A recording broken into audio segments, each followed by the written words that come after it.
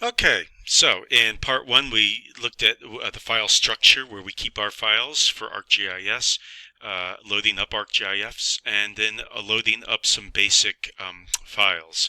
In this case, it included the Beatty parking, the Beatty streams, the Beatty stands, and the Beatty boundary file. All right, and then we also went and loaded up a base map by clicking on the Add Base Map, and we used the world imagery there. So just again a reminder, you can turn on or off these. So I just turned off the, the, the parking and turn off the streams by hitting the little check marks. Okay, I've turned off the stands, and what we could see behind the stands was the Beatty boundary. So again, that goes back to how these layers are drawn. It draws the boundary first, and then it draws the Beatty stands on top of them. And so we actually lose visibility of the Beatty boundary by doing that. So we're going to look at how you can fix some of that stuff in a minute. I wanted to point out that a very important task that you can do, or a very important place of finding information for each one of these layers here, is to right mouse click on the layer, and that will open up the properties screen, or that'll open up a menu item where you can do a number of different things. One is I could actually open up that database table associated with it right there. Or if I'm zoomed out and I want to zoom back to that particular layer, I can click on that and it'll zoom me in to where the Beatty parking lot is. This is where, when we were actually creating new data, we went to edit features and start editing. We're not going to do that right yet in this video. I could actually export the data. We're going to do that a little bit later on in this class, probably in the second day of this course. Another very important thing to be able to access, though, is this properties window. Okay, so you can right mouse click and scroll down to properties and select it, and it pulls up the properties for that particular layer. Or I showed you a shortcut for doing that, which is just to double click it with the left mouse button. Okay, so ones that we had looked at, some of these properties we looked at were the display properties, and that's where we could set the transparency, and we also set the symbology of them. In the case of the stands, we actually were able to turn on the labels for those stands. We will do that in this video here in a little bit. Okay, so the properties. Each one of these has their own properties screen. So let's go ahead and change some of these symbols, and that's done. You could do that by opening up the properties and then going to symbology and changing it there. But kind of a shortcut is just to actually click on the symbol itself.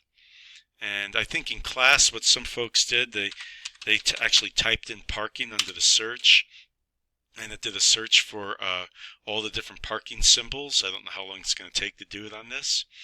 Probably pull it up in just a second. But again, that's just something that you could be aware of, that you have all these different options of being able to select parking or different types of symbols if you just click on the search and type in the search for it. So I went ahead and changed that symbol to that parking symbol right there. Another, for a line feature, you have all these different line features as well that you could choose. I suppose you could type in and do some searches for water systems or something like that. I'm just going to go ahead and choose down here just a blue line. Okay, and I'll probably make it a little bit thicker. All right, I could change the color right there if I want to, and click OK. And so now my lines are blue streamlines. For the parking, again, I just wanted to point out that when I selected that parking symbol, I could actually also change the size as well too. So I can increase that size or make it smaller, so it's a little bit bigger now. All right.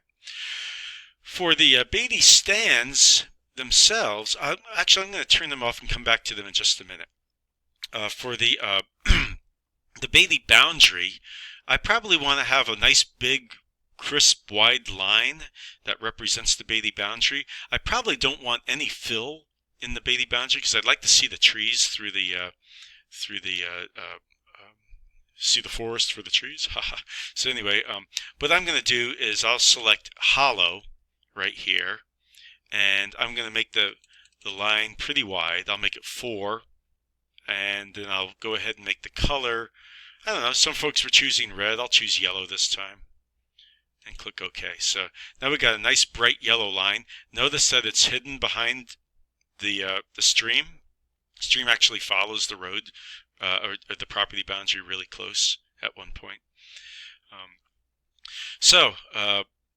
We've got all those, and then the only other one that's missing is this Beatty stands. And what I'd like to do that is make that semi-transparent and use different colors for the different forest types. I'm going to right mouse click the Beatty stands and open up the attribute table. So we could be reminded that each one of these feature files has a database table. Most of these don't have anything in the database table, but we do have the stand type in the Beatty stands data folder. So notice we have one of the polygons is a cove hardwood and another polygon is oak hickory. Okay, so we just want to make sure that when we color this, we're going to be using stand type as the classifier on that. So I'm going to close that table up and double click on Beatty stands to open up the properties. And I'm going to go to symbology, and right now it's set to doing a single symbol for all the features, and that's that yellow coloring that they've got. So we're going to actually do categories, okay, and then we're going to just leave it at unique values. Under the value field, we'll hit the down arrow and select stand type. Okay, I'm going to turn this off. I don't need that, but I am going to click on add all values. And so here's our two stand types, the cove hardwood and the oak hickory. It tells you how many polygons are in each one. And and I could actually type in a different name right here if I wanted to. It gives me the opportunity to type on those names and change them, but I'm just going to leave them the way they are. So I like that. I'm going to keep that, but I do want to also make the display more transparent. So without even closing the properties, I go ahead and click on the display tab, and I forget what we did. I'm going to make it like 60% transparent. And without closing it, if I just want to see how that the results of that, I could hit apply and look at it and go, yeah, I think that works pretty good. I think I'll just leave it like that and hit OK, and it's done. Okay. Now, the next video, I'm going to walk you through the steps on how to create the final map. But before we do, in the legend of the final map, I'd probably want something a little bit more significant than this Beatty _ parking as part of the map. So I'm going to go ahead and I showed you in class that all you have to do is click on the name one time and then click on it again, and it allows you to go into edit mode. So I'm just going to type streams there. I'm going to type parking, and then for the Beatty stands, I'm going to type in stands, or I call it timber stands. And under stand type, I'm just going to delete that. I don't want that in my legend when I'm all done. And then for the Beatty boundary, I just click on that, and I'm just going to have boundary. Okay. All right. And then one other thing that I showed you in class is I could actually label these two stand types based on the timber type. In order to do that, I should have done that before I left the properties table. But again, I open up the properties table, go to timber stands. Double click on timber stands, open up the layer properties, and then I have labels up there. I want to make sure I turn on the check mark. I want to make sure that it's pointing to the right field, and that's the stand type. And then I can go ahead and change the font, make it a little bit larger. I'll make it 16 in this case. I can make it bold and underline. Change the colors. I'm going to make it white so it stands out a little better. And then hit, if I want to see how it looks, I can hit apply. And that looks pretty good. I think I'll go with it. Hit OK. So another very important thing before you are finished, before you go too far with any of this, is to go to File and Save. And I'm saving it for the first time, so it's going to ask me what I want to save it as. So the first thing I want to do is point to my folder, the GIS GPS, and remember that you want to stick we're creating an ArcMap project right now, okay? So I want to stick that in the projects folder. I've already created those before. I'm gonna go ahead and, in this case, I'm going to call it Beatty 3, but what we did today is we called it Beatty 1, and then we called our second one Beatty 2. Okay, so Beatty 3 is now stored, and that's the end of this video.